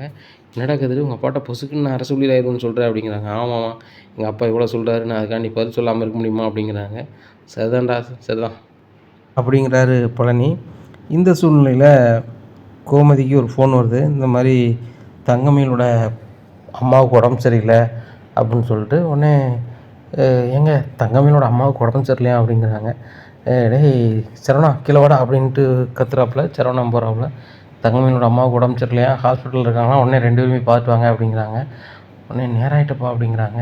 நேரானாலும் பரவாயில்ல, ஒரு கார் பிடிச்சி போயிட்டு வாங்க அப்படிங்கிறாங்க. ஒரு காரை பிடிச்சி நேராக போகிறாங்க. அங்கே தங்கமயில் அம்மாவுக்கு மூச்சே விட முடியல. உடனே தங்கமயில் ரொம்பவே அழுகிறாங்க. உடனே என்னம்மாச்சு என்னாச்சு அப்படிங்கிறாங்க. ஒன்றும் முன்னாடி மூச்சு விட முடியல அப்படிங்கிறாங்க. உடனே சரவணா சொல்கிறாங்க, கவர்மெண்ட் ஹாஸ்பிட்டல் சேர்த்துருக்கீங்க, ஒரு தனியாரில் சேர்க்க வேண்டியதானே அப்படிங்கிறாங்க. இல்லை மாப்பிள்ள, நாங்கள் எப்போவுமே தனியார் ஹாஸ்பிட்டல் தான் போவோம். இப்போ டபார்னு அங்கே ரோட்டில் நின்றவங்க எனக்கு மூச்சு விட முடியலன்னு ஒரு 108 வர சொல்லி வந்துட்டோம், மற்றபடி ஒன்றும் இல்லை அப்படிங்கிறாங்க. உடனே சரவணா சொல்கிறாரு, தனியாரோட கவர்மெண்ட்லேயும் எல்லா வசதியும் வந்துருச்சு, அதுக்காக சொல்லலை, இதில் லைனிங் நின்று ஃபார்ம்லாம் நிரப்பியிருப்பீங்களா அப்படிங்கிறாங்க. ஆமாம் அது கொஞ்சம் நேரம் ஆயிடுச்சு, ஆனால் சரியாயிட்டு அப்படிங்கிறாங்க. உடனே அவர் தலைமாட்டில் இருக்கார். ஆமாம் அவங்கள எங்கேயோ வெளியூரில் இருக்காங்கன்னு சொன்னால் தங்கமயில் அப்படிங்கிறாங்க. ஆமாப்ல இப்படி உங்கள் அத்தைக்கு ஆகிட்டுன்னு சொன்னோடனே ஃப்ளைட்டில் உடனே வந்துட்டேன் அப்படிங்கிறாங்க. உடனே ஃப்ளைட்டில் வந்துட்டிங்களா அப்படிங்கிறாங்க. ஆமாம் அப்படிங்கிறாங்க. பக்கத்தில் ஒரு ஆள் சொல்லுதாரு, இவ்வளோ நேரம் இங்கே தானே இருந்தீங்க, ஃப்ளைட்டில் வந்தோன்னு சொல்கிறீங்க அப்படிங்கிறாங்க. இல்லை நான் என் வீட்டுக்காரி சேர்த்தணும்னு சொன்னோன்னே நான் ஃப்ளைட்டில் வந்துட்டேன் அப்படிங்கிறாங்க. அப்படியே சரி மாமா அப்படின்ட்டு இருக்காங்க. அப்புறம் அத்தைக்கு ஒன்றும் இல்லை, உடம்பு சரியில்லைன்னா கூட இருக்கிறதுக்காக ஒரு ஆள் வேணும்ல, லேடிஸ் வேணும்னு தான் வர சொன்னேன். சுடர் எங்கே மாமா அப்படிங்கிறாங்க. சுடர் ஆல் இண்டியா டூருக்கு போயிட்டா, காலேஜ்லேருந்து போயிட்டா, அதனால் கூட இருக்க ஆள் இல்லை, ஒரு லேடிஸ் வேணுங்கிறதுனால தான் உங்கள் அம்மாவுக்கு ஃபோன் அடித்து தங்கமயில் வர சொல்லுங்கன்னு சொன்னேன். தங்கமயில் இன்றைக்கி ஒரு நாள் இருக்கலாமா அப்படிங்கிறாங்க. கண்டிப்பாக இருப்பாங்கம்மா, எத்தனை நாளும் அதுக்குள்ள இருப்பா அப்படிங்கிறாங்க. சரி மயில் அம்மாக்கிட்ட இருந்து நான் கிளம்புறேன் அப்படிங்கிறாங்க. சரிங்க அப்படிங்கிறாங்க. அதே வண்டியில் வீட்டுக்கு போயிடுறாரு. டே எப்படிதான் இருக்காங்க மாமியார் அப்படிங்கிறாங்க. நல்லா இருக்காங்கப்பா, அவங்களுக்கு கொஞ்சம் இது இருக்கும், வீசிங் இருக்கும் போல், மூச்சு விட முடியலையா, திடீர்னு ஒரு மாதிரி திணறணுன்னா பக்கத்தில் இருக்கவங்க கவர்மெண்ட் ஹாஸ்பிட்டல் கூட்டு போயிட்டாங்களா. எங்கள் மாமா பிஸ்னஸ் விஷயமா டெல்லியில் எங்கே இருந்திருப்பார் போல், அவருக்கு உடனே தகவல் சொல்லியிருக்காங்க, அவர் ஃப்ளைட்டில் வந்துட்டார் அப்படிங்கிறாங்க. அப்படியா சரி ஃப்ளைட் உடனே வந்துச்சோம் சரி அப்படிங்கிறாங்க. உடனே மீனா கையில் செல் எடுத்துக்கிட்டு டெல்லியிலேருந்து ஊருக்கு வர்றதுக்கு ஃப்ளைட் இருக்கான்னு அடித்து பார்க்குறாங்க. இன்றைக்கி ஃபுல்லுமே டெல்லியிலேருந்து ஃப்ளைட்டே இல்லையே, இன்றைக்கி கேன்சல்லாம் பண்ணியிருக்காங்க அப்படின்னு சொல்லிட்டு முழிக்கிறாங்க. சரி நம்மளுக்கு எதுக்கு அப்படின்னு சொல்லிட்டு ராஜிட்ட சொல்கிறாங்க. ராஜி தங்கமயிலக்காவோட அப்பா டெல்லியிலேருந்து ஃப்ளைட்டில் வந்தான்னு பேசிக்கிட்டு இருந்தாங்க. நான் செல்லில் அடித்து பார்க்குறேன், அப்படி ஒரு இதே இல்லையே அப்படிங்கிறாங்க. சொல்லுங்கள் நான் அடித்து பார்க்குறேன்னு சொல்லிட்டு அடித்து பார்க்குறாங்க. அப்படி ஒரு இதே இல்லை, நம்மளுக்கு எதுக்கு அவங்க நம்ம ஏதாவது சொன்னோம்னா சரி வராது. நீங்கள் அந்த நகையை பற்றி சொன்னீங்க, நகையை பார்த்துட்டு திருதுன்னு முழிக்காங்க, அதில் என்னென்னு பாருங்கன்னு சொன்னீங்க, அது சம்மந்தமாக யாருமே என்னமேன்னு கேட்கல. ஆனால் ஹோம் பேஷண்ட்டுக்கு அது பெரிய குத்தமாக நினச்சிட்டு மாறைய முன்னியும் இன்றைக்கு வரைக்கும் தூக்குதாங்க. இப்படி தான் இருக்குது. இப்போ நீங்கள் நறுக்கு மாமாவை கேட்டீங்க, அது கேட்ட பிறகு தான் இந்த அளவுக்கு அந்த எல்லாரும் லட்சணமும் தெரிஞ்சுக்கிட்டு மாமா அதுக்கப்புறம் ஓரளவு நார்மலானார். ஆனால் இன்னும் மாமா நம்மகிட்ட பேசவே இல்லை. தடவை நம்மகிட்ட அவர் வருத்தப்படையில் நம்மளுக்கு பிடிச்சமானது வாங்கி கொடுத்து சமரசம் பண்ணார். இந்த வகையில் அவர் இன்னும் உண்மையே இருக்கிறாரு, அதான் ரொம்ப இதாக இருக்குது அப்படிங்கிறாங்க. இதை அவர் ரொம்ப அவமானப்பட்டார, நம்மளும் ஆர்வக்கோளாறில் செஞ்சிட்டோம் அப்படிங்கிறாங்க. அக்கா ஆர்வக்கோளாறில் தான்க்கா செஞ்சோம், இல்லைங்களே, நான் கதிருக்கு ஹெல்ப் பண்ணணும்னு சொல்லிட்டு தான் அவளை பண்ணேன், கதிரியே புரிஞ்சுக்க மாட்றான். நீங்கள் எனக்கு ஒரு தங்கச்சியாக ஹெல்ப் பண்ணீங்க, அதை யாருமே புரிஞ்சுக்க மாட்றாங்க, என்ன பண்ண அப்படிங்கிறாங்க. ராஜி இது ரொம்ப போர் அடிக்கி, இதையே பேசிகிட்டு இருக்கோம், சரி வராது, நம்ம கோயிலுக்கு போய்ட்டு வரோமா அப்படிங்கிறாங்க. சரிக்கா வாங்க அப்படின்னு சொல்லிட்டு கோயிலுக்கு போகிறாங்க. அங்கே ராஜோட வீட்டில் எல்லாருமே கோயிலுக்கு போகிறாங்க. அங்கே போய் பூஜை நடந்துகிட்ருக்கு. அப்போ என் சித்தப்பா, ராஜோட சித்தப்பா, ராஜோட அப்பா, ராஜோட அண்ணன் எல்லாருமே இருக்காங்க. அங்கே குமாருக்கு கல்யாணம் தட்டிக்கிட்டே போதும் அப்படிங்கிறதுனால ஒரு ஆள் சொல்லியிருக்கிறாங்க, கோயிலில் போய் நீங்கள் பரிகாரம், இந்த பரிகாரத்தை செய்யுங்க, 4 பேருக்கு அன்னதானம் பண்ணுங்கள், பண்ணும்போது எல்லாமே சரியாயிடும் அப்படி இப்படின்னுட்டுருக்காங்க. இந்த சூழ்நிலையில் அங்கே சாப்பாடு பொங்கல் மாதிரி வச்சு எல்லாருக்குமே கொடுக்குறாங்க. அப்போ ராஜுவும் மீனாவுமே நிற்கிறாங்க. ராஜுவும் மீனாவும் பார்த்தோன்னே ரொம்பவே சக்திவேல் ரொம்பவே கடுப்பாகிறாரு. உன்னை பாருண்ணே எவ்வளோ திமிருன்னு பாருங்கள், வேர்த்த வீட்டில் இருந்துக்கிட்டு இவ்வளோ படாப்படுத்திட்டு இருந்தாங்க, நம்ம அன்னதானம் பண்ண போகிறத தெரிஞ்சுக்கிட்டு வந்து நிற்காங்க பாருங்கள் அப்படிங்கிறாங்க. உடனே ராஜு பாட்டி சொல்கிறாங்க, இது கோயில், இங்கே வந்து உங்கள் வேலையை காமிக்காத சக்திவேல், அவங்க எப்பவும் போல் கோயிலுக்கு வந்திருப்பாங்க, நம்ம அன்னதானம் கொடுக்கணும் அவங்களுக்கு தெரியாது, நீங்களே சொல்லிட்டு வந்தோம்மா, உங்களை நம்ப முடியாதா தான், நீங்கள் கூட சொல்லியிருப்பீங்க அப்படிங்கிறாங்க. உடனே வரிசையில் நிற்காங்க. அப்போ தான் மீனா பார்க்குறாங்க, ஆஹா அன்னதானம் கொடுக்குறதால ராஜு வீட்டில் உள்ள ஆளுகள் அப்படின்னு சொல்லிட்டு ராஜி வேண்டாம் நம்ம கிளம்புவோம் அப்படிங்கிறாங்க. உடனே ராஜி பாட்டி சொல்கிறாங்க, நாங்கள் அன்னதானம் தான் கொடுக்கோம், யாருனாலும் வாங்கலாம், எங்களை பிடிக்கணும்னு சொல்லிட்டு வாங்காமலாம் போக வேண்டாம் வாங்க அப்படிங்கிறாங்க. உடனே ராஜி சிரிச்சுக்கிட்டே அந்த சாப்பாடை வாங்கி சாப்பிட்றாங்க. ஏக்கா ரொம்ப சந்தோஷமாக இருக்குக்கா அப்படிங்கிறாங்க மீனாட்டைங்க. இவ்வளோ கழுவி ஊற்றி நம்ம வாங்கி சாப்பிட்டதுனாலயா அப்படிங்கிறாங்க. அது இல்லைக்கா, எங்கள் வீட்டில் இருந்து சாப்பிட்டு ரொம்ப நாள் ஆச்சு, ஆனால் எங்கள் வீட்டில் ஒரு அன்னதானம் பண்ணியிருக்காங்க, நம்ம கரெக்டாக கோயிலுக்கு வந்திருக்கோம் அப்படிங்கிறாங்க. நீ எல்லாம் தெரிஞ்சுக்கிட்டு தான் என்ன கூப்பிட்டு வந்தியோ என்னமோ அப்படிங்கிறாங்க. அக்கா அப்படிலாம் இல்லைக்கா, மனசு கஷ்டமாக இருந்துச்சு, அதையே பேசிட்டு கிடக்கோம்லக்கா, அதனால தான் இங்கே கூப்பிட்டு வந்தாங்க அப்படிங்கிறாங்க. சரி ராஜி ஒன்று செய்வோமா அப்படிங்க, என்ன அப்படிங்கிறாங்க. வீட்டில் இருந்துக்கிட்டு தான் உங்கள் அம்மாவை ஒன்றால் நேரில் பார்க்க முடியல, ஆனால் இந்த அன்னதானத்தை சாப்பிடுறது மாதிரியே ரொம்ப நேரமாக வச்சு சாப்பிட்டுட்டே இரு, உங்கள் அம்மாவை பார்த்துட்டே இரு அப்படிங்கிறாங்க. தேங்க்ஸுக்கா அப்படிங்கிறாங்க. உட்காந்து பார்த்துட்டே இருக்காங்க. இங்கே முத்துவேலுக்கு சரியான கடுப்பாகுது. எப்பேற்பட்ட வீட்டில் வச்சு நம்ம பொண்ணை வந்து வளர்த்தோம், ஆனால் இந்த புள்ள வந்து பாரு காலத்தில் வெறும் கயிறை போட்டிருக்கு, இப்படி உட்காந்து தாயில் உட்காந்து சாப்பிட்டுருக்குன்னு சொல்லிட்டு ரொம்ப ஃபீல் பண்ணுறாரு. என்னண்ணே வயிற்றுச்சலாக இருக்கா அப்படிங்கன்னா, ஆமாடா ரொம்ப வயிற்றுச்சலாக இருக்குது, அந்த பிள்ளைய பாலும் தியானம் ஊற்றி அவ்வளோ செல்லமாக வளர்த்தோம், பாரு கோயிலுக்கு நடந்தே வந்திருக்கு, அது போக வந்து தாரையில் உட்காந்து சாப்பிட்டுருக்கு, வயிற்றுச்சலாக இருக்குது அப்படிங்கிறாங்க. அப்போவே பேசுங்கண்ணே அப்படிங்க. நான் ஏன்டா பேச போகிறேன் அப்படிங்க. அதானே அந்த வீம்பு இருக்கணும்ண்ணே, அது எக்கேடும் கெட்டு போகுது, நம்மளை வேண்டான்னு போன கழுது அது கஷ்டதானே படும், அங்கே போனாப்புல பெரிய ஆள் ஆயிருமா, இல்லைன்னா நிலைமை தான் மாறிடுவான், ஒன்றும் மாறாதானே, அது கஷ்டம் தான் போடுவாங்க அப்படி இப்படின்னுட்டுருக்காங்க. இந்த சூழ்நிலை அங்கே கதிர் வந்து அவங்க அண்ணன்மார்ட்ட பேசுகிறாங்க. சரவணண்ணே நீ நாளையிலேருந்து வேலைக்கு போக வேண்டாம், செந்தில்ண்ணே ஒரு கோச்சிங் சென்டர் பார்த்துட்டேன், கோச்சிங் சென்டரில் எல்லாேருக்கும் ஃப்ரீ அப்படிங்கிறாங்க. ஏன் உன் பொண்டாட்டி மாதிரி கோச்சிங் சென்டர் போகிறேன்னு சொல்லிட்டு டியூஷன் எடுக்க நீ கூட்டி போக போறியா அப்படிங்க. ஏண்ணே நீ வேறண்ணே, அப்படிலாம் ஒன்றும் இல்லை, கோச்சிங் சென்டர் தான் காலையிலேருந்து மதியம் வரைக்கும், அதுக்கப்புறம் நீங்கள் ஃப்ரீயாக வீட்டுக்கு வந்துடலாம் அப்படிங்கிறாங்க. டேய் அப்போ நீ எப்பட்றா போவ அப்படிங்கன்னா, மதியம் பேசினேன், நான் காலேஜ் போய்ட்டு மதியம் வந்துடுவேன் அப்படிங்கிறாங்க. டேய் அப்போ உணவு டெலிவரி பண்ணேன் அப்படிங்கிறாங்க. அப்பா தான் சொல்லிட்டார்ல, எனக்கு வந்து இதை விட பெரிய விஷயம் வந்து என் பிள்ளைகளை அரசு ஊழியராகணும்னு சொல்லிட்டு தான் அப்பா அப்படிங்க அந்த கருத்துக்கு வரும்போது வந்து அப்பா வந்து வீட்டுக்கு செலவுக்கு அப்பா கேட்க போகிறதில்ல, தந்து தான் ஒன்றும் கட்டாயப்படுத்த போகிறதும் இல்லை. நான் தான் வீம்புக்கு சொன்னேன், அப்பா மானத்தை காப்பாற்ற வேண்டிய கடமை நம்ம 3 பேருக்குமே இருக்குண்ணே, கண்டிப்பாக நம்ம ஒரு அரசு ஊழியர் ஆகணும்னே அப்படிங்கிறாங்க. சரி ரைட் வா அந்த சென்டருக்கு போய்ட்டுருவோம் அப்படின்னு சொல்லிட்டு 3 பேருமே அந்த சென்டருக்கு போகிறாங்க. சென்டரில் போய் தன்னோட ஐடி கார்டெல்லாம் கொடுத்து சேர்றாங்க, மெம்பர் ஆகிடுறாங்க. அப்போ ஒரு ஆளுக்கு 120 ரூபா மட்டும் கட்டுங்க அப்படிங்கிறாங்க. சரவணன்ட்டையும் செந்தில்கிட்டையும் 5 பைசா காசு கிடையாது. உடனே கதிர் கட்டுதாரு, டே கதிர் நீ நான்டா கட்டுற அப்படிங்கிறாங்க. அண்ணா இது பெரிய காசானே, நான் தானே கட்டணும், உங்கள் 2 பேருக்கும் காசு இல்லை, நான் தான் கட்டணும் அப்படிங்கிறாங்க. சாரிடா நான் வேலைக்கு போன பிறகு தந்துடுறேன் அப்படிங்கிறார் செந்தில். ஏன்னா இந்த 120 ரூபாயை வேலைக்கு போன பிறகு தர போகிறேன், உடனே நீ ஒருத்தன் அப்படிங்கிறாங்க. அதெல்லாம் 3 பேருமே மறுநாள்லேருந்து கோச்சிங் சென்டர் போனோம், இது அப்பாட்ட சொல்லிடுவோம்ண்ணே, இதை சொல்லாமல் நம்ம போனோம்னா இதையும் போய் சொன்ன மாதிரி நினச்சிருவாங்க, இது எப்படிண்ணே சொல்கிறது அப்படிங்கிறாங்க. சரவணன் சொல்கிறாரு, நான் தங்கமயில்கிட்ட சொல்லிடுறேன் அப்படிங்கிறாங்க. சரி சொல்லிடுறேன் அப்படிங்கிறாங்க. பாண்டியன் கடைக்கு போயிட்டு வந்தோடனே எல்லோரும் உட்காந்துருக்காங்க. அப்போ தங்கமயில்கிட்ட சொல்லுதாங்க சரவணன், நானும் என் தம்பிமார் 2 பேரும் நாங்கள் கோச்சிங் சென்டர் போகிறோம், கவர்மெண்ட் வேலைக்கு படிக்கிறதுக்கு, அப்பாட்ட சொல்லிடு அப்படிங்கிறாங்க. சரி ரைட் அப்படின்னு சொல்லிட்டு மாமா அப்படிங்கிறாங்க. என்னம்மா அப்படிங்கிறாங்க. உங்கள் பையங்க 3 பேரும் கோச்சிங் சென்டருக்கு போகிறாங்க நாளையிலேருந்து, அதை அவங்கள்ட்ட சொல்ல சொன்னாங்க அப்படிங்கிறாங்க. இதை கேட்ட பாண்டியன் ஒரு மாதிரி இருக்கார். எல்லோரும் அப்பாவுக்கு நம்ம கோச்சிங் சென்டர் போகிறது பிடிக்கலையோ அப்படின்னு சொன்ன மாதிரி பார்க்குறாங்க. அதனால் சிரிக்கிறாரு கோமதி. கோமதி ரொம்ப சந்தோஷமாக இருக்குது, எல்லா வீட்லேயும் உள்ள பையங்க அரசு ஊழியர் ஆகும்போது நம்ம பசங்களும் என்றைக்காவது ஒரு நாள் அரசு ஊழியர் ஆகிட மாட்டாங்களா அப்படின்னு மனசுக்கு நினைப்பேன். அப்படி நினைப்பேன், ஒருத்தனை நம்ம மளிகை கடையில் கொண்டு வச்சிட்டோம், இன்னொருத்தன் தனியாரில் போய் வேலை பார்க்கான், இன்னொருத்தன் படிச்சுட்ருக்கான், நம்ம வீட்லேயும் ஒரு அரசு ஊழியர் ஆகிட மாட்டாங்களா அப்படின்னு ஒரு ஏக்கம் எனக்கு இருந்துச்சு. என் மக்கமாரும் கவர்மெண்ட் ஊழியராக ஆகிறதுக்கு ஒரு இடத்துல போய் கோச்சிங் படிக்க போகிறேன்னு சொல்லும் போதே கேட்கும்போது ரொம்ப சந்தோஷமாக இருக்குது. இந்த பாண்டியன் வளர்ப்புக்கு அர்த்தத்தை இனிமேல் தான் புரிய போகுது இந்த ஊருக்கு நாடும். ஏன்னா அதனால் போயிட்டு படிக்கட்டும். கோமதி அந்த கோச்சிங் சென்டருக்கு பணம் எதுவும் கட்டணும்னு சொல்லி நம்மளே கட்டிடலாம் அப்படிங்கிறாங்க. பணம்லாம் தேவையில்லை, ஃப்ரீ தான் அப்படிங்கிறாரு கதிர். உடனே முழிக்கிறாரு. இங்கே கோச்சிங் சென்டருக்கும் போகிறேன்னு சொல்லிட்டு வேற எங்கேயும் போலையே அப்படிங்கிறாங்க. அப்புறம் ராஜி மீனாவும் சிரிக்கிறாங்க. ஏன் கேட்குறேன்னா, இங்கே கோச்சிங் சென்டருக்கு போகிறேன்னு சொல்லிட்டு தான் ராஜ்புரில் போச்சு. அங்கே போய் ஹோம் டியூஷன் வந்துச்சு. அந்த மாதிரி நீங்கள் வேறு எதுவும் எடுக்கலையே அப்படிங்கிறாங்க. இப்போ அவங்க மானத்தை காப்பாற்றணுங்கிறது தான்ப்பா கதிரே வந்து சொன்னான் அப்படிங்கிறாங்க செந்தில். சரி ரைட்டு, நல்ல மாதிரி பெரிய ஆஃபீஸராக வாங்க அப்படிங்கிறாங்க. கோச்சிங் சென்டரில் போய் படிக்க ஆரம்பிக்கிறாங்க. நல்லாவே படிக்கிறாங்க. அப்புறம் எக்ஸாமுக்கும் அப்ளை பண்ணுறாங்க. அப்ளை பண்ணிட்டு செந்தில் சொல்கிறாரு, எப்பா நானும் எப்படி தான் படிக்க முடியுமோ படிச்சு விட்டுட்டேன்னு நினச்சேன். ஆனால் இப்போ ஓரளவு கரெக்டாக வந்துட்டுப்பா, கண்டிப்பாக நான் அரசு ஆயிடும்பா அப்படிங்கிறாங்க. மீனாட்டியும் சமரசம் ஆயிடுறாங்க.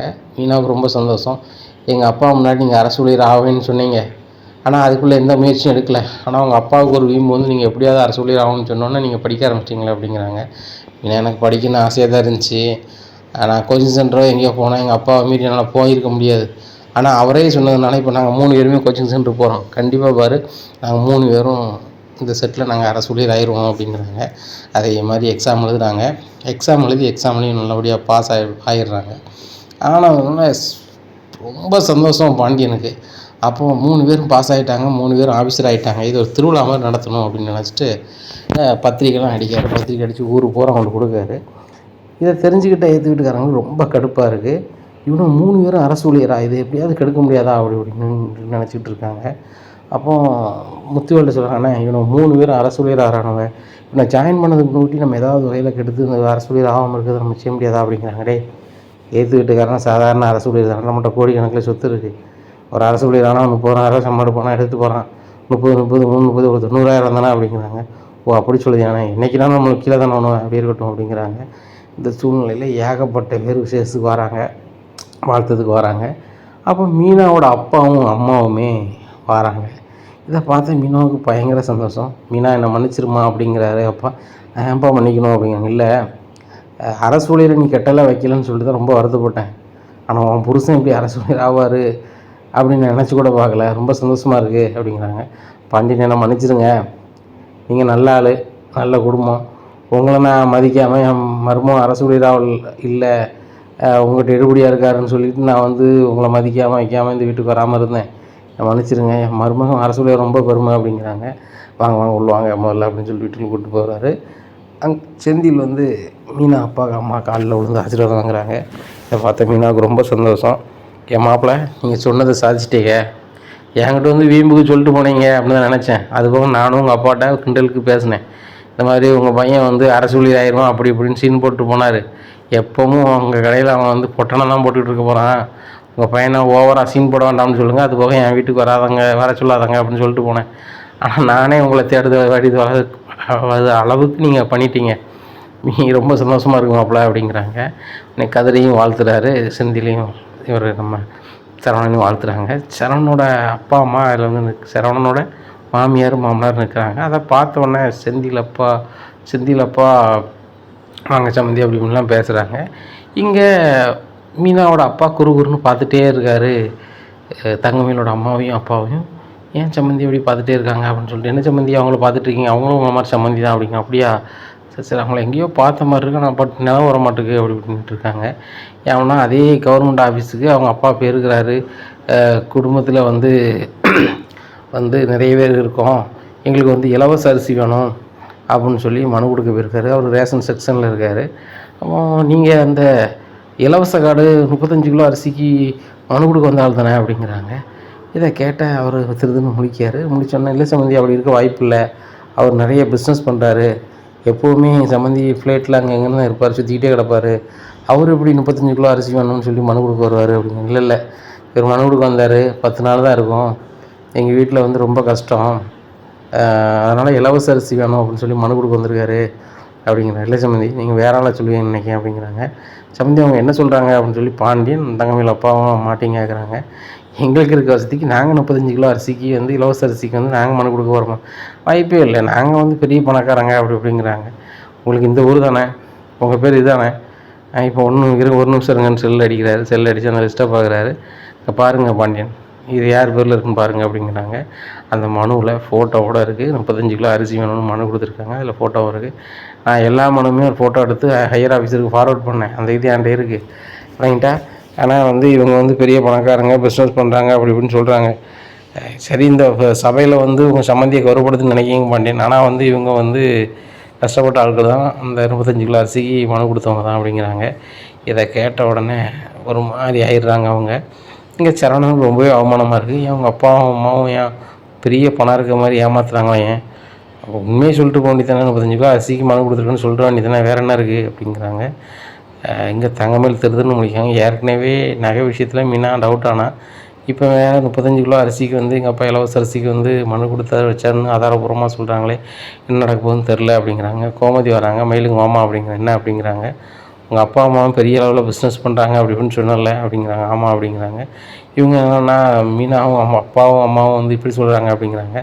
அத்தை உங்களுக்கு தெரியாது ஒன்றும் இல்லை, மீனாவுக்கு என்னையும் என் வீட்டுக்காரையும் பிடிக்காது, எங்களை ஏதாவது வகையில் குறைச்சலன்னு வைக்கணும்னு நினைப்பாங்க, அதனால் இப்படி சொல்லுதாங்க த அப்படிங்கிறாங்க.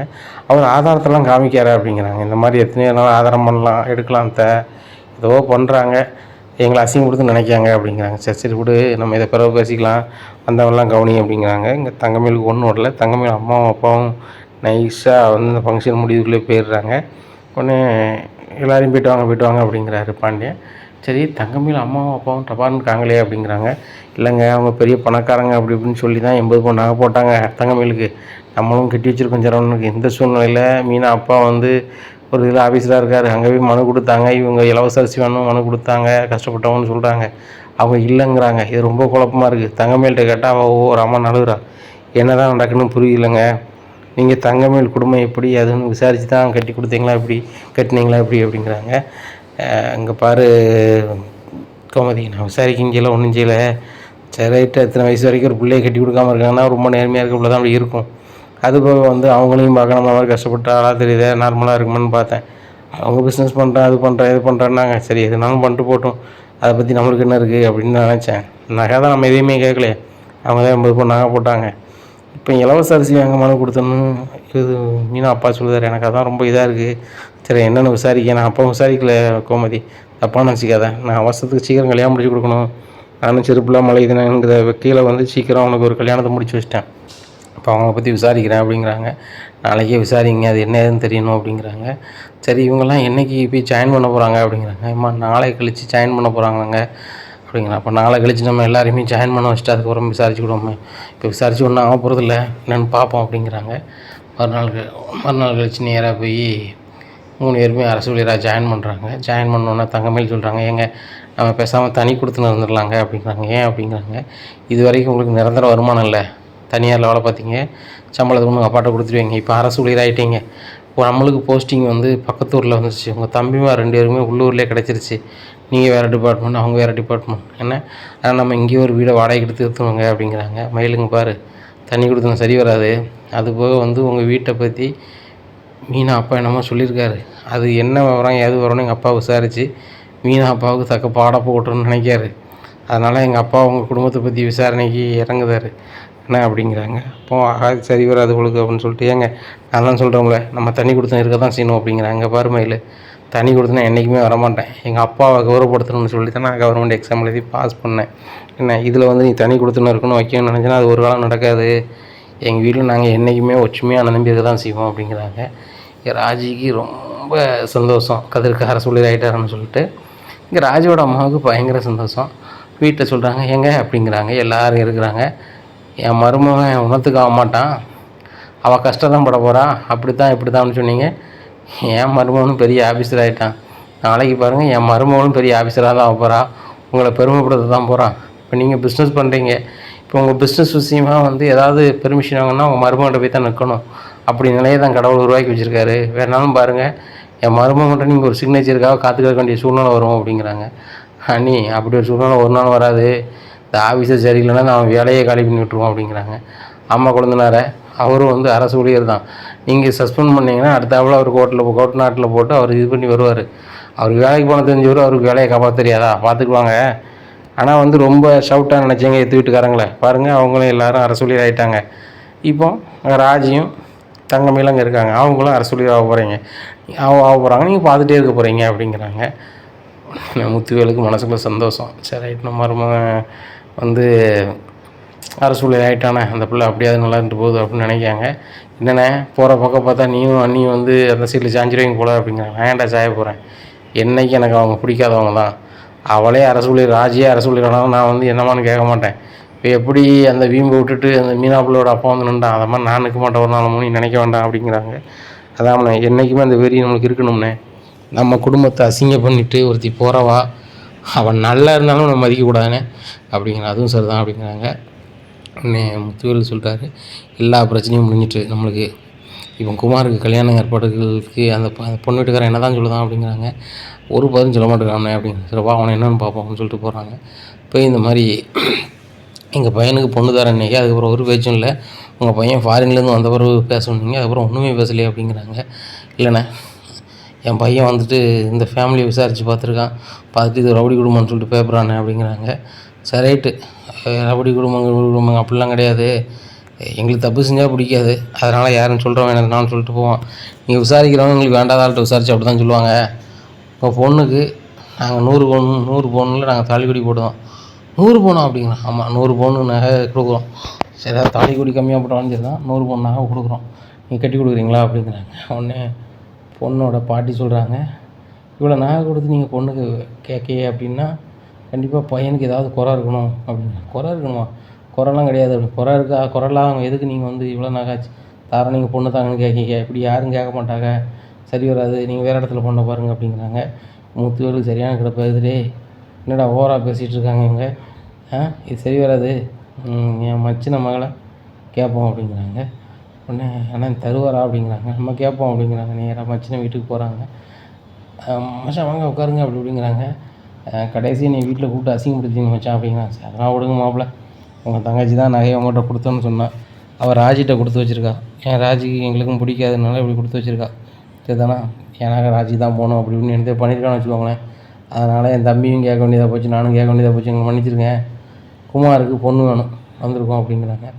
மச்சான் தப்பாக நினச்சிக்காதீங்க, ஒரு பொண்ணை எங்கள் அக்காவை அந்த வீட்டுக்கு கொடுத்துட்டு நான் படாத பாடுபடுதேன் உங்ககிட்ட, சரி தானே, இன்னொரு பொண்ணையும் நான் கொடுத்துட்டு நான் கஷ்டப்பட என்னால் முடியாது, ஏன்னா அவங்க குடும்பத்துக்குன்னு ஒரு கெட்ட பேர் ஆகிப்போச்சு. இப்போ நான் வந்து அங்கே பொண்ணை கொடுத்தோம்னா நாளைக்கு எனக்கு இன்னொரு பையன் இருக்கான், அவனுக்கு இன்னொரு இடத்துல சம்மந்தம் பண்ணும்போது ரொம்ப பிரச்சனையாயிரும். ஆனால் தப்பாக நினச்சிக்காதீங்க, வேறு இடத்துல போய் அவனுக்கு பொண்ணு பாருங்கள், அவனை மாதிரி சேட்டை பண்ணது போய் நான் கொடுத்தோம்னா லாய்க்கக்கூடாது, எனக்கு இருக்குது ஒரே பொண்ணு மச்சான், சரி வராது, நீங்கள் போய்ட்டு வாங்க அப்படிங்கிறாங்க. இல்லைப்பா எப்படியாவது பொண்ணை நீ கொடுப்பேன்னு சொல்லி தான் நம்பி என் தம்பியை கூப்பிட்டு வந்திருக்கேன் அப்படிங்கிறாங்க. மச்சான் அங்கே பாருங்கள், உங்கள் 2 பேருக்கு நான் நல்ல மரியாதை வச்சுருக்கேன், அதுக்காக என் பொண்ணை கொடுப்பேன் இப்போ நீங்கள் நினைக்கவே வேண்டாம், ஒரு நாள் நான் கொடுக்க மாட்டேன், எனக்கு தெரிஞ்சவங்களுக்கு நான் கொடுக்க விட மாட்டேன், இதான் உள்ளது. ஏன்னா எங்கள் அக்கா அந்த வீட்டில் அவ்வளோ கஷ்டப்படுதா, அவளுக்கு சுயமரியாதைன்னு என்னன்னே தெரியாமல் போச்சு, என்ன ரொம்ப கஷ்டம். நான் அவளும் ரெட்டப்பிள்ள தான், நான் தங்கச்சின்னு கூப்பிடுவேன், அக்கான்னு கூப்பிடுவேன், ஆனாலும் அவள் கஷ்டப்படுதா என் சகோதரி, சரி வராது, இன்னும் என் பிள்ளைகளும் வந்து கஷ்டப்பட்டுறக்கூடாது மச்சான், அதனால் நீங்கள் போய்ட்டு வாங்க அப்படின்னு சொல்லிட்டு வணக்கத்தை போடுறாரு. பார்த்தியானே உன் மச்சான் அவனை சுத்தமாக மதிக்க மாட்டேங்கான் அப்படிங்கிறாங்க. டேய், நம்ம அவரை வீட்டில் கூப்பிட்டு அவமானப்படுத்திட்டோம்னு நினச்சி ரொம்ப கோதல் பேசுன மாதிரி இருக்குது, நான் நாசுக்காக பேசி எப்படியாவது குமாருக்கு பொண்ணு கேட்கேன் அப்படிங்கிறாங்க. நான் இதுக்கு மேலே அவர் பொண்ணு தருவார் நினைக்கி அப்படிங்கிறாங்க. அதெல்லாம் வழி கொண்டுருவேன், அதுக்கு வேறு வழி இருக்குது, வடுவை கூப்பிட்டு அனுப்பி பொண்ணை கேட்டால் தர போகிறாரு அப்படிங்கிறாங்க. ஓ அப்படி செய்யினே, வீட்டில் போய் அண்ணிட்டு பேசணும்னே அப்படிங்கிறாங்க. நேராக வீட்டுக்கு போகிறாங்க. வீட்டில் போய் வடுவு, குமாருக்கு உங்கள் அண்ணன் மோளை பொண்ணு கேட்கணும், போய் கேட்டுவா அப்படிங்கிறாங்க. இதை கேட்ட வடுவு ரொம்ப ஷாக்காகிறாங்க. இனி என்ன நடக்கும் அப்படிங்கிறத பொறுத்து வந்து பார்க்கலாம். நம்ம சேனலை நீங்கள் மறக்காமல் லைக் அண்ட் சப்ஸ்கிரைப் பண்ணுங்கள். நன்றி, வணக்கம்.